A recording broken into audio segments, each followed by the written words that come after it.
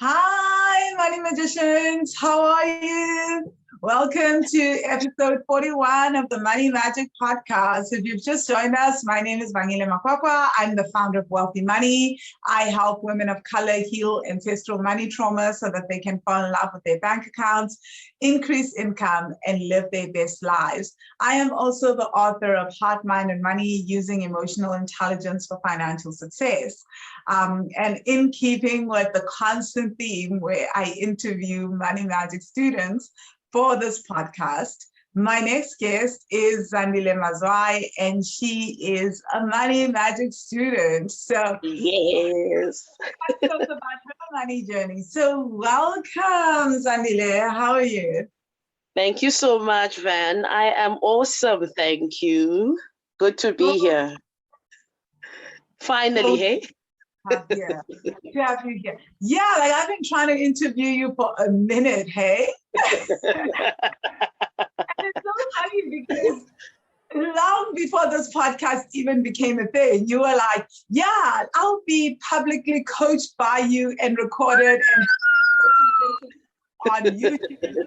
So people have seen your coaching session, and then you came back and you're like, yeah, I want to share the shift from this. So it's been interesting watching your journey.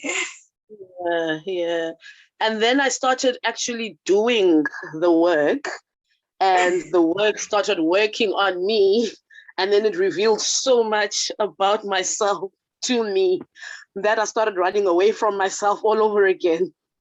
Which is why you've been trying to interview me for a minute, and my invisibility issues were coming to play. My not good enough issues were coming to play. My I'll be enough when this happens issues came out. So it's been a lot. It's that person. Yeah, no. Part of the journey, right? I feel like we all think this way. We think that I'll be enough when. Everything will be fine when I can show up for interviews and visibility and share my story when, right? Yeah. You forget that, like, actually, your story is so incredible. Like, your life has completely changed since you've gone into the Money Magic course. And it's like, but I think that when you still have this goal, you're like, yeah, I'll be enough when, because you're still like, I still now have a new goal to set to put in place. It's kind of like it's a trap that we get ourselves into as humans. Totally. Totally a trap, because then it's a trap because it steals away from what you've done up until that point. Because I mean, we're constantly evolving, we're constantly emotion, we're constantly learning this, that, and the others, and we're constantly integrating and unlearning even. But because I feel I'll only be good enough to share when ABC happens, it means I'm then not acknowledging what has happened thus far, which robs me of patting myself on the back and saying, well done, girl. But it also robs anyone else who might be watching and who's yet to start to see that this is how it begins. So it's a trap of note. It is such a trap. Before I even ask you to tell us about yourself, I just want to comment on that and say that it also forces us, it's a trap that gets us to basically annihilate all our achievements, because nothing ever feels good enough. It never feels like we have achieved anything, right? It is such an intense experience, and it is very, very much a trap, like we're saying. So I'm glad, though, that you're working through that. And I also just want to say, I get caught up in this, sometimes I'm like, oh no, I'm not going to share this about my business until this has happened. And it's like, dude, your that's job already is happened though. Grow your business and sell it. And like wherever you are, that is good enough for whoever is in your audience, right? And it's good enough for you. You've done it. You've done to step A. You've taken step A, and that deserves applause. Exactly. So, yeah. I'm so glad we're having this conversation. So before we go any further, Zandile, who are you? What do you do? What are your hobbies? Tell us. Shoo, who am I? I now define myself as a manifestor of note. Like, I'm out here birthing things at a silly rate. I am addicted to personal development, inner work, and energy healing things. So they double up as my hobbies too. I honestly and truly believe that I'm here in this plane on earth to be about ease and flow, like the kind of ease and flow my ancestors never got an opportunity to live and embody. That's what I'm here. That's what I'm about. Only 500 years old. Our ancestors are millennia old, and before all that stuff, there was ease and flow before capitalism, right? Let's put it this way. Let's say the ancestors whose names I know, those people. So my grandmother, my great-grandmother, her mother, both sides of the family, those people came through after everything happened that removed us from who we were. So those people, they didn't know ease and flow. And I remember sharing a story in the Wealthy Money group, the student group, where on the day my great-grandmother died, I was 6 months old. You may remember the story. And just moments before she passed on, she requested that my grandmother, because we were using towel and cotton nappies at that point. So she requested that my grandmother brings her Zandile's towel nappy. But she said Zandile's white towel nappy. She was specific, and those were the last words she said. And my grand says, because they were taking her to hospital, she was having difficulty breathing. And my grand says she got into the car with the nappy and she gave it to her. Unbeknownst to my granny, she gave her the nappy and she took it, and that was the last action. So then she was like, but what did you want to do with this nappy? And there was no answer as to what she wanted to do with the nappy. Obviously, she passed on in that moment, right? But she had this nappy in her hand. And I just had a realization in recent years that I think this was her towel of surrender. You know, when you throw your white flag, your white towel on some, we clean now, clean spaces.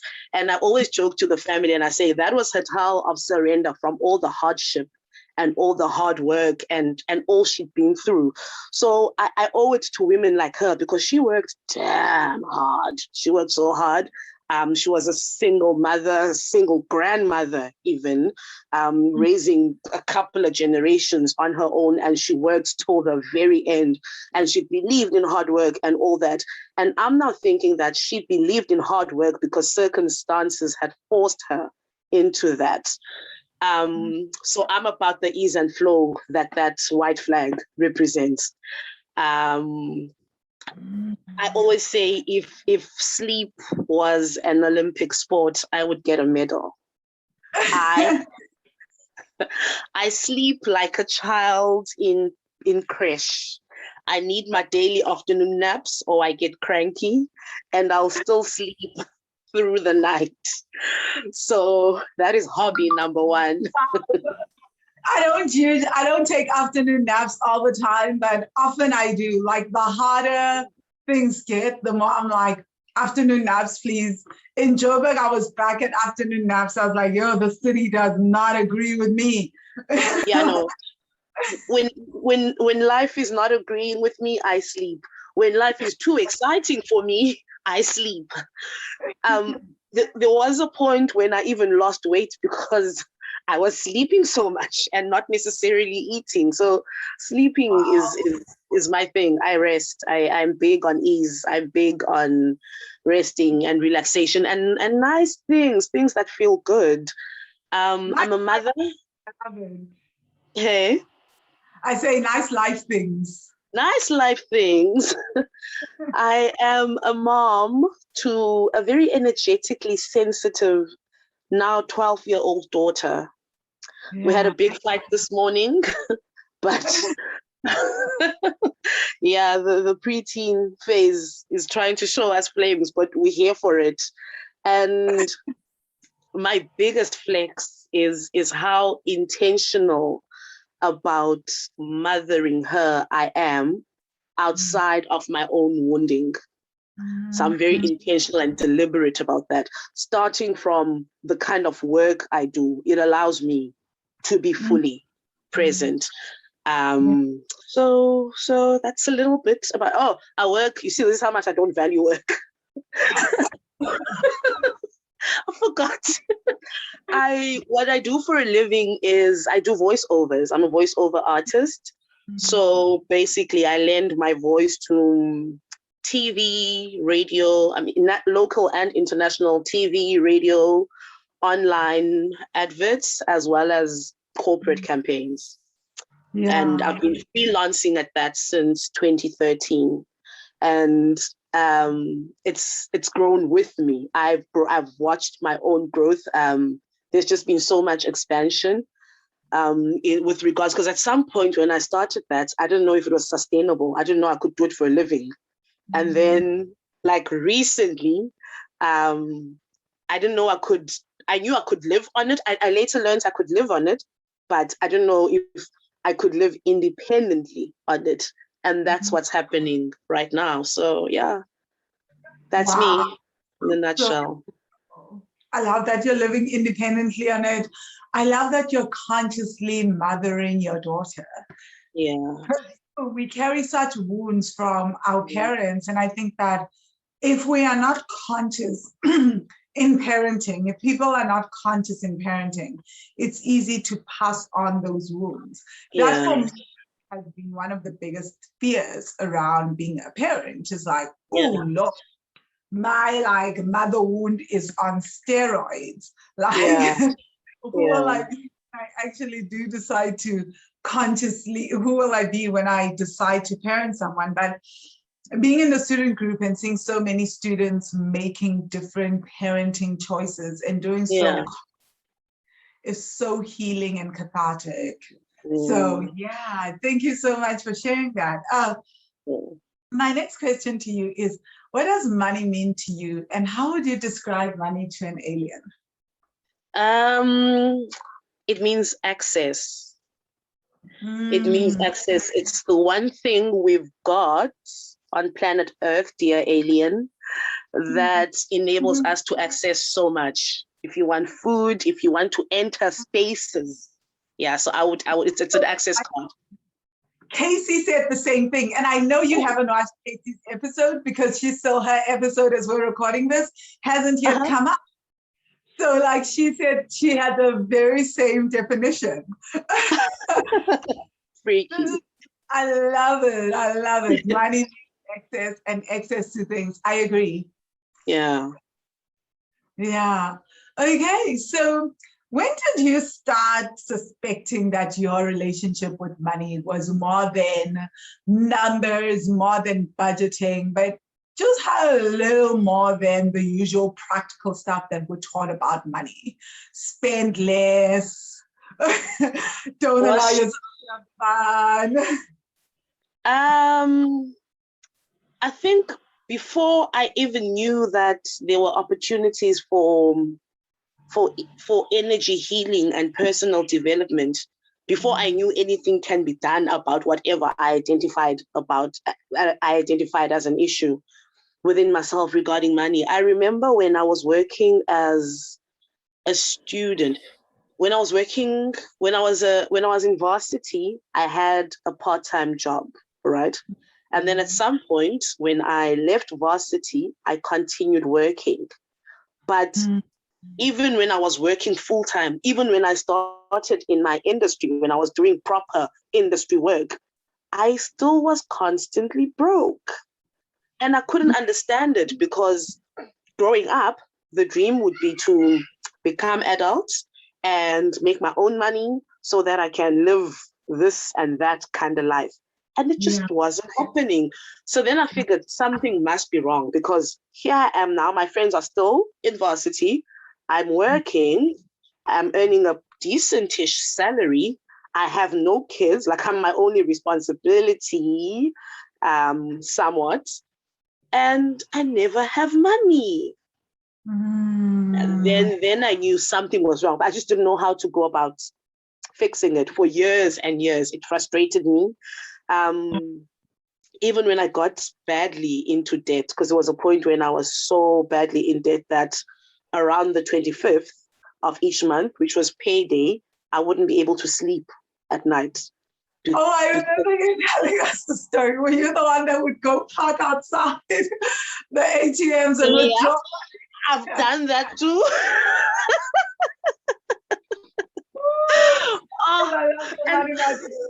Like the story.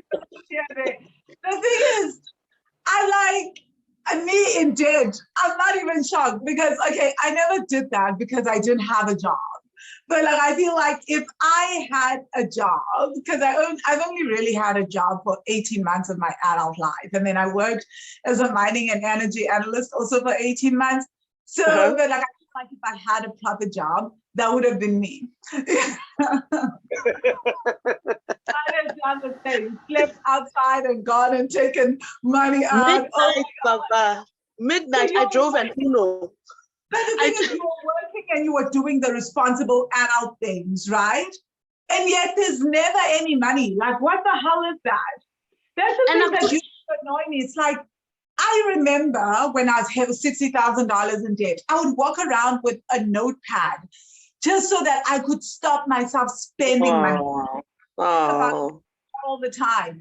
If something was 50 cents more expensive, I would leave it. So I'd get like something less expensive, right? I would go for the cheapest of the cheap. You know, and still there was no money. Still struggling. Yeah. Like I would get the cheapest of the cheap. And I was still heavily in debt. And for me, that was really, really hard. Yeah, no, it is tough. It's very tough. And I mean, I could try and even, because at that point I was staying with my beloved late grandmother. So I could even try and blame Black tax, but not entirely. Like even if I wasn't contributing to that, I still would have been in the same position. So it's not even a case of people were taking money from me in order to get me to that point. Nope, I was there all on my lonesome. It was bad. Wow, but did you have a flashy lifestyle? I mean, no, I don't. I feel the same. Like, okay, I traveled, but not the way that I travel now. Couldn't afford it. I wanted a flashy lifestyle. I was the cheap of the cheap guys. Like, I used to be the cheapest person that you know. Like, yeah, I wouldn't stay in hostels when I traveled because I have this thing that you guys know about energy and like I can feel energies when they sleep. So like I'm greatly bothered by like being in spaces with other people, which is really hard for me, which is why it's really hard for me to share a house with people or anything because energies impact me. So even when I moved in here last night, the first thing I did was burn incense, call in my ancestors, like wait and see if there was a presence, because in my last place there was. I was just like, let's in Joburg. I was living with it. Like everyone, like my sister was just like, hey, you know, honey's a sangoma. I was just like, I cannot believe you're just like, But why are you living with it? Just keeping it going. I was like, you know, I've been through this rodeo. They're everywhere. You just have to decide which one is the one that you can live with. But it's just, I know that, but I wasn't booking hella expensive Airbnb. I booked nice places because I need that because of my, as we've just described, my minor issues, which a gift, but trust me, on most days it's like it can be more of an issue than a gift.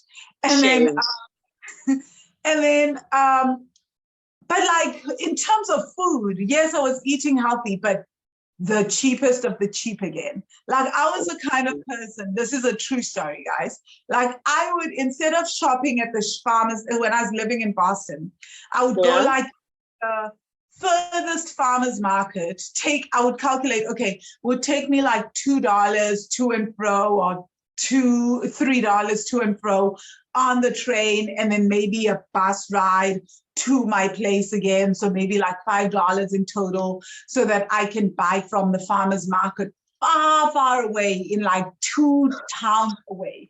True story, because that is cheaper and I'm saving $5, even though I'm paying this $5 here. Quick question. The nearest farmer's market, but there I'm not saving $5, right? So I'm going to the furthest. And then time is money. Yes. And then like one of the things that I would do is like, I would know the price of soap or bread in this one shop and then know the price of the other things in that shop. Literally my whole day. So imagine I would do this every Friday. I go all the way 2 towns over because I'm saving $5. Then instead of shopping for everything in one shop, I go to like 3, 4 different shops. And on top of that, I won't take a cab anywhere. I'm going to walk with all these parcels every Friday. Then bags and bags. No. Like we laugh now. I'm so sorry, but wow. I'm saving money. But like, when I started doing the work, there was so much frustration as well because I'm doing all this, right? Like I even know the price of everything at every shop, but shame. What the hell? Nothing is like, I still have no money. Doesn't help. Doesn't help. Gosh, Van, that's a lot. I'm hearing parts of myself in that but for me, I think it was my grandmother because bless her, she wasn't frugal, but I think she had made peace with who and where she was financially. She had no income per se, had not been a professional prior to her elderly years, and she'd halfway survived on my mom contributing to the upkeep of her and the household. She was a very grateful person. So she'd made peace with that situation to the point of, if she sends you to the shop to buy, for argument's sake, butter, and you come back with butter that costs 2 or 3 rand more, then you're in trouble, because why do you not save that 3 rand? You should have bought the cheap. It does not matter how the cheaper one tastes. It doesn't matter how the cheaper one is packaged. By virtue of it being cheaper and it's butter, you are supposed to get the cheapest. So I think outside of me trying to be frugal and saving, it was ingrained because I was raised that way. Even to this day, I have to stop myself from getting the cheapest simply because it's the cheapest. I have to consciously, because of the wealthy money work that I've done now, I now know that, sure, it is cheaper, but it's not what you want. I know to give in to my wants so that I feel good. And when I feel good, I attract more good to myself. So, but it's, I'm deliberate about it. So it's not happening automatically yet. So I feel you. Yeah, I know.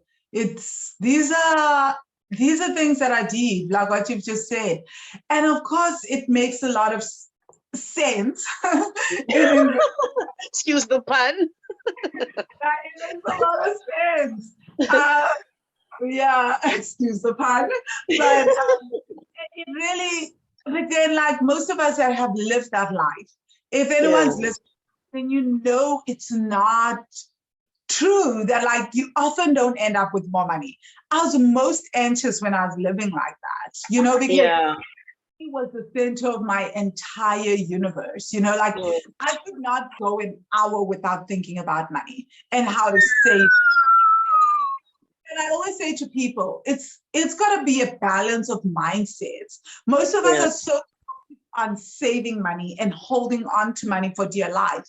We're not focused on how do I expand and make more money and create streams of income and open myself to more money. Because like the entire focus is, this is all the money I have.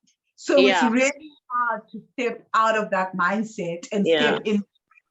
Hey, it's possible to have more money and to make more money, and money can keep flowing to me.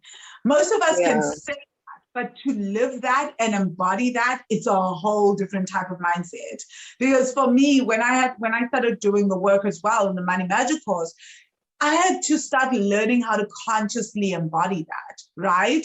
Which well, now you're not going to go into the cheapest. You're not going to go get everything because it's the cheapest. You're going to go get the brand that you like. You're going to go get the things that you like, and you're going to start building this relationship with money and start trusting money, right? Yeah. So it's been a constant relationship building with money, which, by the way, I know is one of your favorites, which is the money, writing letters to money and a spirit of money work. How's that been for you? Do you want to share some of that? Yeah, no, totally. Like, it's my secret weapon. Those letters to money are my thing.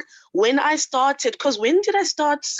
I started in the Wealthy Money group, in the student group, in 2017. Oh, yeah. I think it may, but before I started, I think in the bigger group, you had shared something about writing letters to money. And I love writing. So I was like, let me try this, right? So by the time I then was a Wealthy Money student, I had already been writing those letters. So the first shifts came from there. And there are times when I can't do any of the work for whatever reason, like my entire body is like, nope, you're not doing. I try at the very least to write my letters to money and say this, like I'll literally write like I'm writing to a friend. Hey, money, I'm fine. Thank you so much for coming through to my bank account last week, Wednesday. You helped me do A, B, C, D. This is what I want to do next week. And lo and behold, money will show up next week. So that communication line opened. And that is when I started truly believing that my issues can't be about the physical money then. Because if it was about the cash money, then the flow wouldn't change based on how I'm communicating with money. Yes. Prior to that point, my communication had always been, oh my gosh, I'm so broke. Oh my gosh, where am I going to get money for this? Oh, I'm so panicked. I don't know how I'm going to survive next. It was always anxiety and stress and just all sorts of negative feels. But once I surrendered to whatever brings me money and opened that communication line, things have been happening literally like magic. Hey, things happening like literally, it is crazy. I can never get over it. The other day, I got a payment because I work as a freelancer, so my payments come in willy-nilly. So I get a payment, right? And I'm very happy about this payment because now I can sit with money in my bank account and not need to chow it. Like, not all money that comes into my account is assigned to something all the time. However, if I want to, I can, knowing that money will return, Someone in the student group had said it's called a currency in each country because money ebbs and flows like the current of the sea. That was that was the key to my money opening door. So every time I no longer spend money and worry that okay, now it's gone. I know that in terms of that, I'm unlimited as the current is, because the current it moves with ease. Money does the same in my account. So I get a payment. After receiving this payment, I'm like, oh my gosh, money. Every time I feel something about money, instead of moaning and groaning about it and being stressed and doing a to-do list of all the things I need to do with it, I'll literally stop, breathe, and write my letter. Hey, money, I see you popped in. Exactly as I would do if you pop by at my place. That is my relationship with money. I see you stop by. Thank you so much. I appreciate you. Now, if you could please, and this isn't like, 7 a.m. in the morning, right? If you could please give me more of you, because this is what I want to do going forward. Vrachtig Zandile, that very same day, got another deposit. I was like, wow. So, and that's how. And you write your letters to money via WhatsApp as if money is a friend on WhatsApp. I love it. That's how tight we is. I do. I write on WhatsApp because So when you were talking about your travels, not your travel, but your struggle with shopping when you were buying cheap and you travel all the way to the end of wherever in order to save $5, I was just thinking that my laziness will not allow me to do that. Oh, God, I would be so curtailed, hey? I would be, what is the right word for curtailed? But like, I would be so energetic.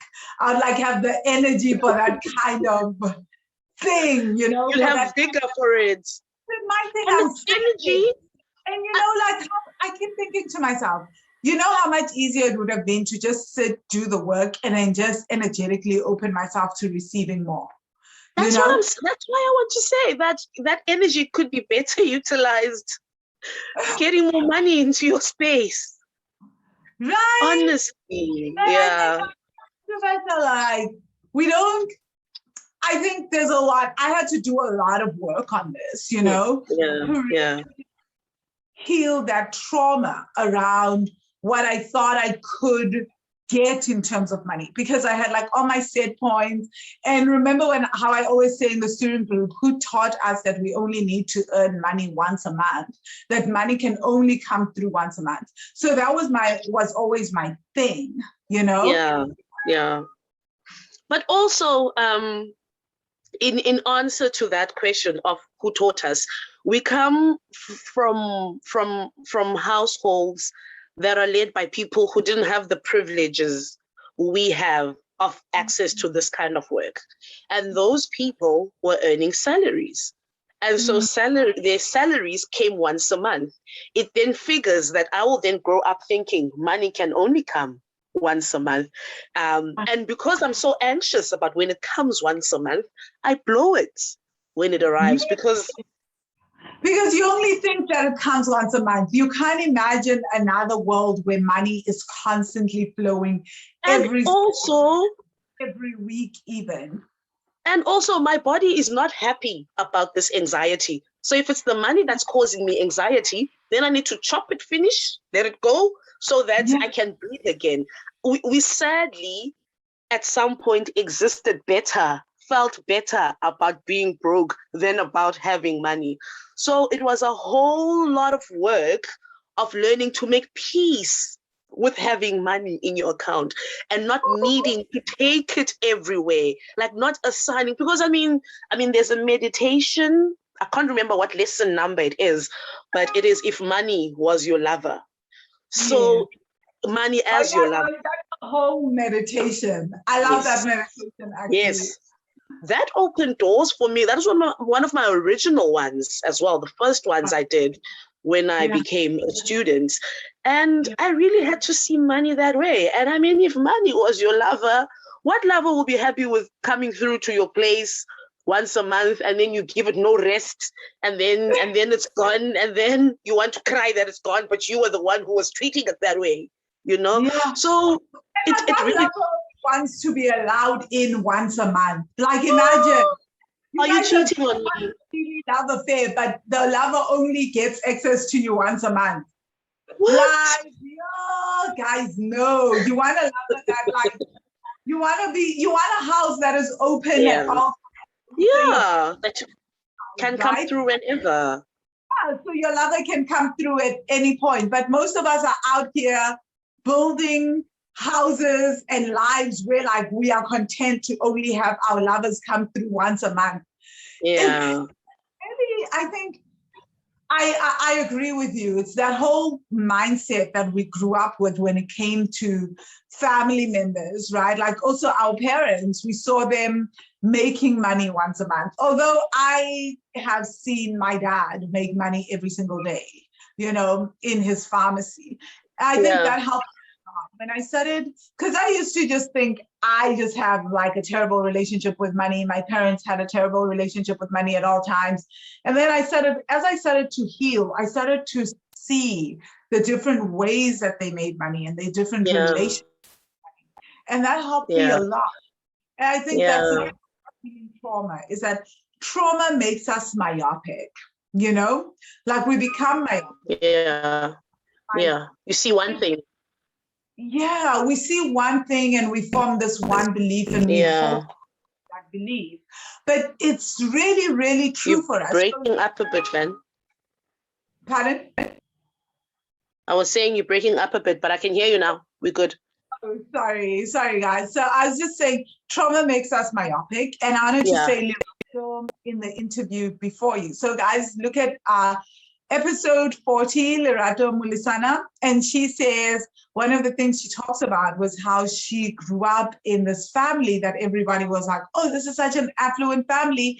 But for whatever reasons, she was always like, oh my God, we are struggling as a family, even though there's always like money, there was always money in her family. She just didn't see it. And for her, that comes from past life trauma that she carried into this lifetime. So then she just that trauma was just within her in this lifetime. So even though the lifetime is completely different, she just related to it as if it's the same lifetime as the lifetime before this. And she had to literally go in and heal past lives in order to heal and see the truth of her family and her money story in this lifetime, which is so powerful. So how has your definition of trauma changed since doing the course? I now know that in order to embody trauma, I don't have to be the one who had experienced it. I can literally be carrying trauma from previous generations and still be acting it out now without my own awareness. I also used to think trauma was all sorts of gore and blood. There had to be tears on the other side of trauma. But since becoming a wealthy money magician, I now realize that some incidents which left me with trauma were not hatefully done unto me. And there was not necessarily tears at the end of that. Some truths that I accepted as truth are what were imparted to me with love, actually. And I would then carry them through with me into adulthood. But because they were not serving me, because they were causing stumbling blocks, that's what made them traumatic. Thank you for that. That is so very powerful. Yeah, I agree with all that you've said. It's that like not all trauma is enforced and is deep abuse like I've shared, right? Yeah. But trauma is something as simple as your grandmother saying, get the cheapest of everything, and her always the cheapest, and you observing her fear around having to let go of money. That is traumatic because you're noticing change in her nervous system whenever she has to spend money. And so you're literally taking it on. It affects your nervous system, and you're learning, your nervous system is learning to deal with money in this way. And and I feel like that for most of us seems like, oh, it's a mental heady thing. I just have to change the way that I think about money. And it's like, no, because your nervous system embodied all that. And she never ever said anything in particular to make you feel a particular way about money, but how she reacted around money. Even if she was silent, you got to feel it in your body that, ooh, spending money is not a good thing. My nervous system now doesn't like this because Granny doesn't like this. And also, because she raised me, my loyalty to her is on steroids. So anything she was, I wanted to be. So even if she was uncomfortable, I would be uncomfortable too, just as long as I could be with her. So trauma again. And this was the person who's loved me the most throughout my life. But I've gotten so much trauma from her too. Yeah. And I think we don't realize, I think when people come into the course, they always say to me, but I have a great relationship with my mom. I have like great relationship with my dad. I have a great relationship with my granny. And I think people get annoyed because I'm like, that's probably where we should start looking at the work more seriously. Right? Let's explore that. Not because trauma is given to us from the people that we have the worst relationship with, but precisely because of what you said, we want to be like them because we love them at such a young age.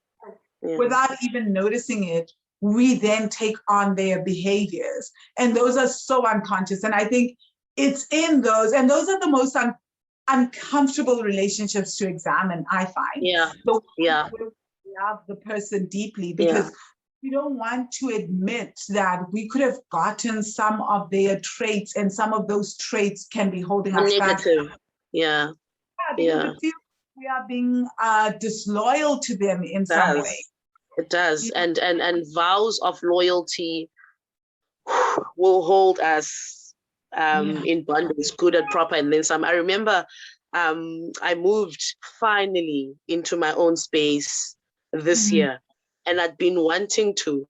And just a few days ago, I realized that if my grandmother had still been alive, I would not have moved. I would not have gone anyway, because to her, I was the precious. I mean, I have a letter where she's written in black and white. We used to write each other love letters. And in this, right. And in this one letter, she says, the day you were born, my life completely changed. And there are stories behind that on who she was prior to me being born and how devoted she then became to me. She changed her way of life and all that. So it benefited her, but I also think it was a way of her making amends where she had faltered as a mom. She thought she could rectify it with me. So she got it also right with me, but not necessarily with her own daughter. And because I was so precious to her, she literally could have, if she could, put me into a bottle and shut the lid and had me grow up in that bottle. If I was not as strong-willed, I never would have learned how to drive, because she didn't allow me to do anything.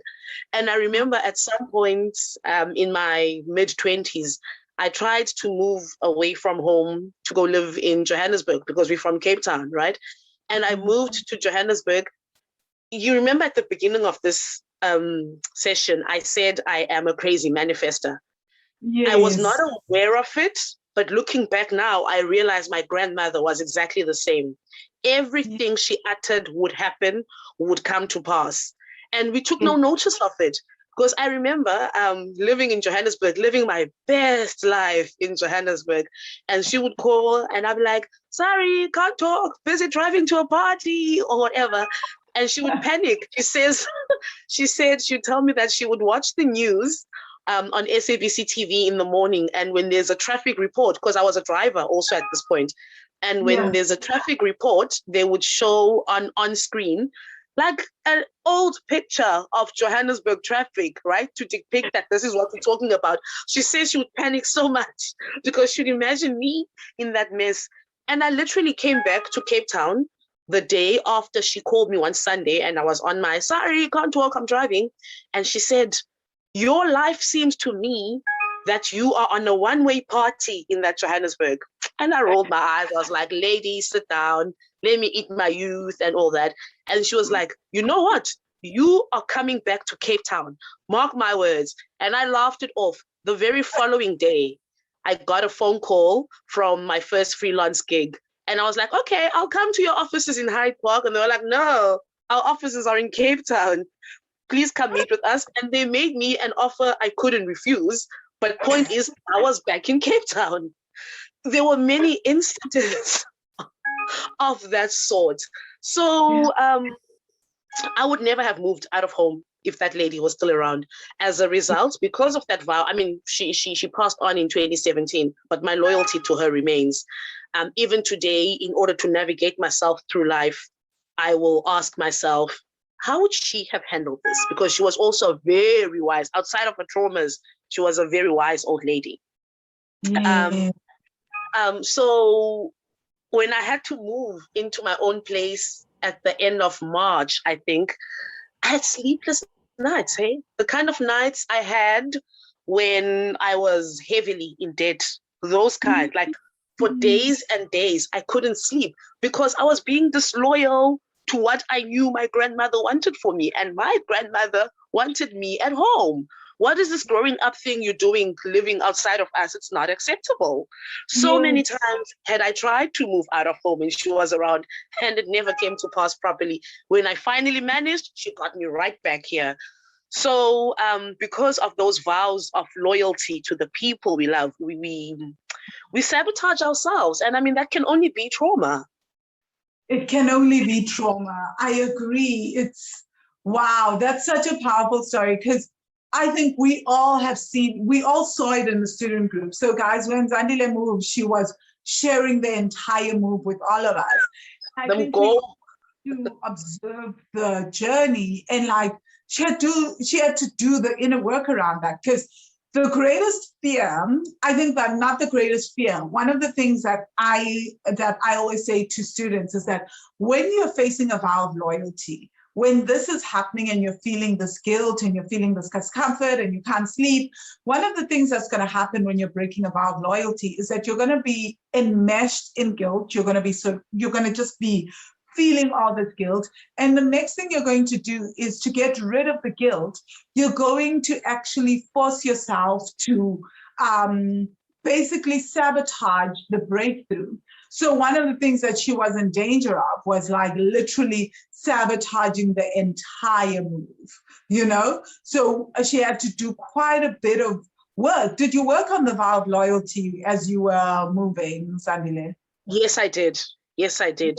Good, proper, and then some. And she kept coming up. Yeah, because the vow of loyalty meditation also calls on our ancestors and everything. So we do that. And I can't, honestly, vows of loyalty is one of the main reasons why we can't expand beyond our families. So I'm not shocked that one of the things that came up for you was vows of loyalty and feeling deep guilt and almost betrayal towards your grandmother. Right? And it wasn't just her. Ooh. It wasn't just her. There's a tendency generally, both maternal and paternal sides of my family, when no one grows old enough to leave home. So everyone grows and everyone stays. And even those who have gone, they come back. So my mom broke it when she got a house, but then for quite some time in my early memories, all of the family would be coming here over weekends, would be coming to my mom's house, because the vow clearly states that we should stick together, find land and stay there together as a group. Do not split up, because if you split up on your own, you're in danger to goodness knows what. So it's a thing. If you think of the vow of loyalty, at its core, guys, the vow of loyalty says, I am loyal to my tribe no matter what, right? Yeah, and we do whatever members of the tribe do. No one is going to go and deviate, because this is what kept us safe in the Stone Age. If someone went, and in the Stone Age, there's no electricity, there's no anything, you go, you behave differently, you are the individual chick, you're a nomad, all that. You put everyone in danger. At 6 p.m., the sun sets, tigers are out, lions are out, all sorts of things are happening. And everyone has to now keep the compound open, because one person out there exploring. That one individual soul is keeping everybody in danger. So this comes from tribal days. Now, not just, I want to say tribal days, wrong use, but this comes from the Stone Age days. And it's very, very human. It's not a cultural thing. It's a human thing, because this is how we stayed alive for millennia. So now, in this day and age, I think in the last centuries, when we started becoming very individualistic, we want our own houses, we want our own this, we want to have our own separate experiences. So it's just been, so for us, we need to work on that as humans, right? So it makes a lot of sense that you would feel like this with the vow of loyalty. And here's the thing, even on my dad's side of the family, they had a similar case. When my dad was the kid, they had my dad's aunts and uncles coming through and taking over the household. And so my paternal grandmother would be on some, do I even own the space? Whose house is this? Because family would come take over, because we stick together, we'll find each other, we'll stick together. So it was not only undoing what I was conscious of my grandmother, but those ancestors that I did not, whose names I did not even know, it goes way back. So yeah, tribe loyalty proper gave me sleepless nights just before my move. Makes a lot of sense. Whew. I'm glad you worked on those vows of loyalty. So, Zandile, what are the 3 shifts that you've noticed in your life from doing the Money Magic course? So if you can share debt, savings, or income shifts, you don't have to share figures, but you can tell us it's increased, gone down, etc. Let us know. We're excited to know this. So I was never able to save because I was badly in debt. And even when, so that changed. My car got paid off. Like I was surprised when the one day I looked at my statement and I had 1 more installment to go. I was like, how did that happen? Because prior to joining the group, at some point my mom had to come in and do an emergency payment of my car installments because I couldn't afford them and I was under threat of my car being repossessed. Suddenly, that wasn't happening. Car got paid off. My debt got so manageable. Like I'm literally able to pay my debt monthly and it's no longer a thing. I can see the end. Whereas I was having sleepless nights before. Savings are big for me now. I make it a point for each and every time I get a payment for work done, 10% is saved. It doesn't matter how much money I've received. I put 10% away into an emergency fund. So that's amazing. What else? I'm living nice, man. I'm living nice. I can afford. I'm living like I prioritize lunches. I remember when I first moved into my place, my friends were like, "Oh, now you're gonna stop with the fancy parties." Girl, I had a high tea at my place last week Sunday just for control. Because I now can. And these are all the things I've always wanted to do, but I couldn't afford them. That's why when you ask, were you living an extravagant life? I was like, I wanted to live extravagant. I just could never afford it. So I feel it's like I desire to live extravagant. Like I tell people now, like now I do so much more. Like now I have no debt, right? I have a cash life, all that. I do more now, and I'm able to book more things, to fly business class, to do all these other things now than I did when I had credit cards and had credit card debt. I don't even know why I had so much debt. Like honestly, it's like, man, this money is like a whole topic that we can speak about like all day. Because some things just don't make sense. Because right now is when I feel like I would expect myself to be like going through the most with credit card debt. I would expect debt out of my ears. And it's not, So that is so interesting. Okay, so Zandile, you've shared some really cool lessons with us. Money as a lover, money, the vow of loyalty, and even writing letters to money. Are there any other lessons that you got from the course that you like in the course that you feel have been like a game changer for you? Let me think. There is it lesson 7? The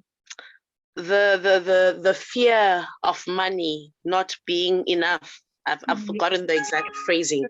That one I worked on when I moved into my place.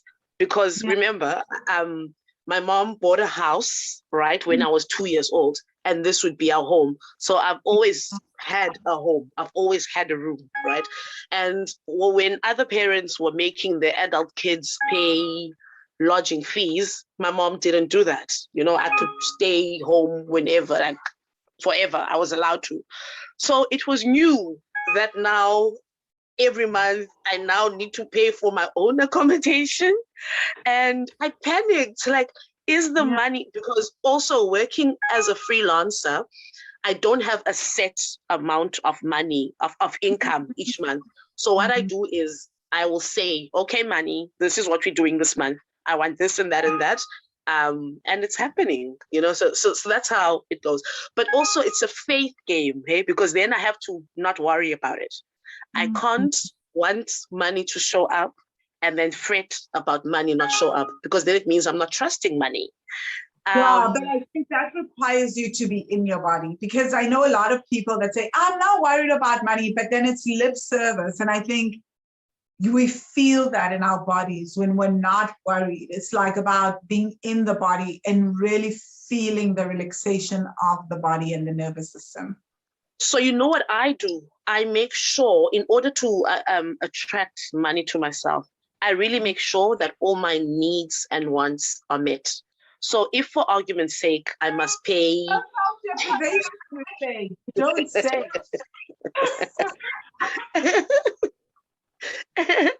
I would, if for argument's sake, I need to pay 10K towards rent, for instance, and right now I'm sitting, what's the date today?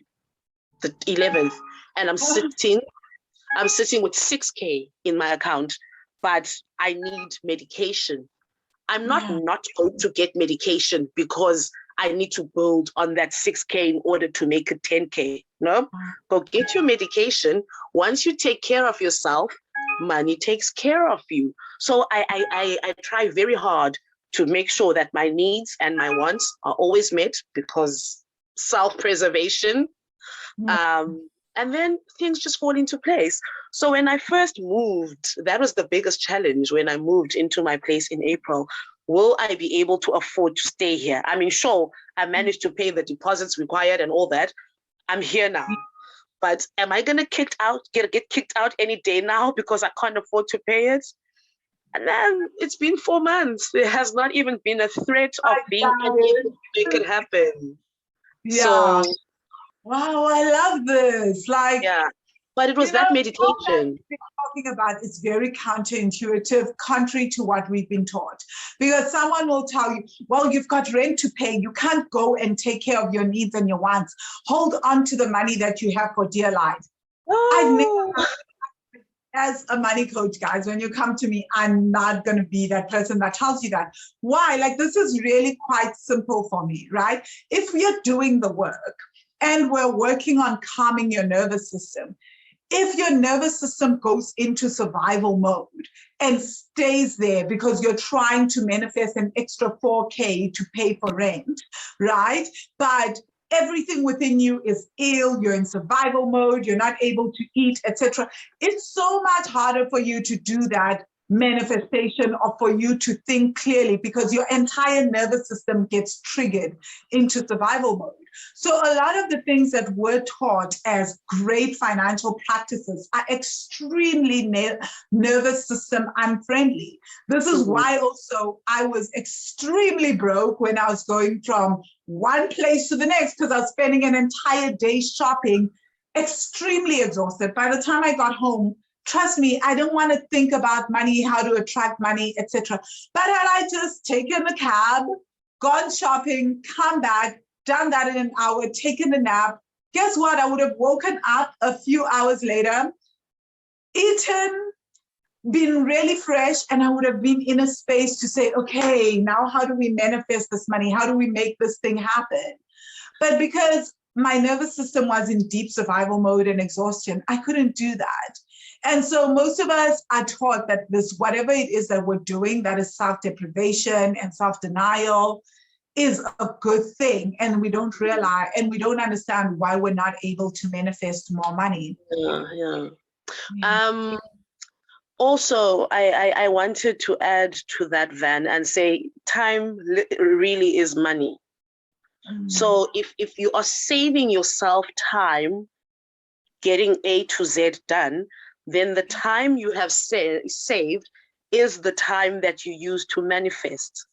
But now if you're utilizing all that time to make ends meet, however you make ends meet, then there's no time for you to manifest. Exactly. So, this is why I'm always willing to pay coaches, because I'm like, all that time that I'm spending researching things and listening to their free stuff versus just getting in, doing the work and paying for things, that is time that, Like literally, first you're doing the research, you're trying to piece together, oh my God, this is what so-and-so said. Okay, this is what I should then do. And then by the time you get around to doing it, you spent like literally 5 hours for that day trying to pick up an exercise, trying to figure out something, versus I come in, I go into their courses, or I get into a coaching call, an hour later, I'm done. That is, I'm not exhausted. I've now done the work, I've relaxed, I've moved on. That again, time is money. I think that, but again, I think there's a specific, I had to go through this mindset shift, because guys, remember where I came from, right? So you can imagine the deep mindset shift that I had to go through. And it took, I don't want to say it took a while, because once you start seeing the shift, like Zandile, and myself, it's like, you're just like, yeah, no. It's just not worth it. Like what I think I'm saving in money, I'm actually wasting in time, and it's actually costing more in the long run. I often say, shoo, I was born tired for such. I was born tired for so much admin. Let it come easily or not at all. Ain't nobody got time. You are all about you, sis. I love it. So my second last question for you is, people often think that they can get the same amount of knowledge and breakthroughs and shifts by just listening to my live videos, maybe listening to these podcasts, that will give them the same kind of breakthroughs, reading my blog posts, stuff on social media. What would you say to those people? They think it's the same thing as the course because it's so much value there. What would you say to those? It can't be though. It can't be, because there is a coach inside the space who is not necessarily present when you are interacting with the blog or the other free resources. The coaching is key, because I remember a point you actually pointed out that I'm suffering from when you wanted to do something similar to this. And I said, yeah, but how can I show up and speak money things? Sure, I'm having breakthroughs, but how can I show up and speak money things if I'm still staying in my mother's house? And you're like, sis, you are now struggling with, I will be good enough when ABC happens.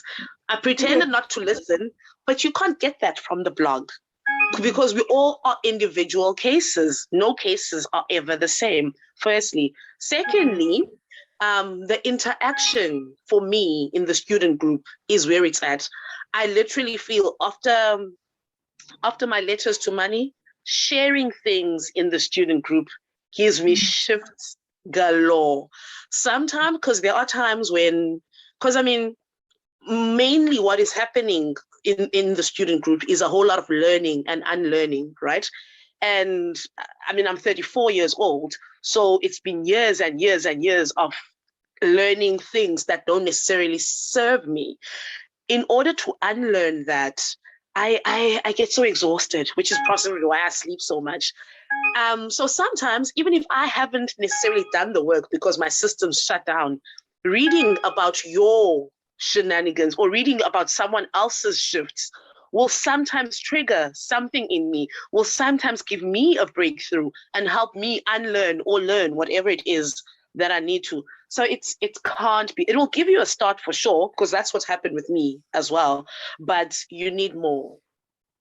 Definitely need more.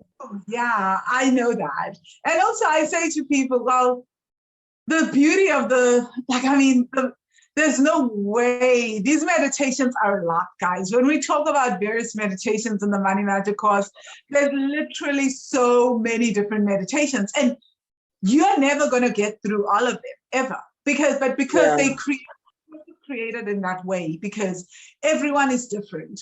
Like there are meditations that other students have done like several times. I've done just once because I've created them, right? Yeah. But that's because it's not my biggest trauma and my issue, but there are some meditations that I've done constantly that other students haven't gotten to, even within 2-3 years of being in the course, because every trauma is layered. I can't expect that every student is going to come through and have the same drama.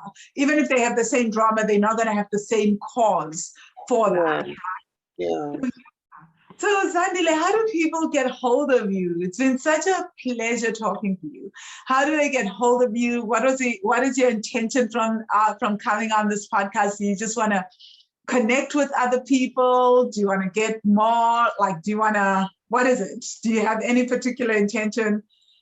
What can and how do they get hold of you? It really was about showing up because I have a hectic vow of invisibility thing happening. So that's it for me. But otherwise, I can be emailed at atobile@gmail.com. Okay. Can you want to spell that for people? Atobile. I know that people are like, not everyone in South African is listening to this. Sure. Atobile. Atobile@gmail.com. Atobile is spelled AGCOBILE. AGCOBILE. Atobile@gmail.com. It's the main way I can be contacted because sometimes the phone stays away. Outside of that, social media, Zandile Mazwayi, Twitter, Facebook. Yeah. And guys, also a voiceover artist. So if you're looking for a voiceover artist, she is your girl. So thank you so much, Zandile, and thank you so much, Money Magicians, for listening in. You guys are feeling like, oh my God, I love this. I want to be part of this course. I want to be part of this healing journey. You can register for the Money Magic course or get on the waiting list if we're not open for registration at wealthy-money.com/Money Magic. Again, wealthy-money.com/Money Magic. So, and if you're really loving this podcast and you're loving what we talk about, please leave us comments on YouTube, share away with your friends, leave us a 5-star rating on iTunes, and leave us a review on iTunes. We'd really appreciate it. Thank you, Zandile, and thank you, Money Magicians. Thank you, man. Cool. Bye.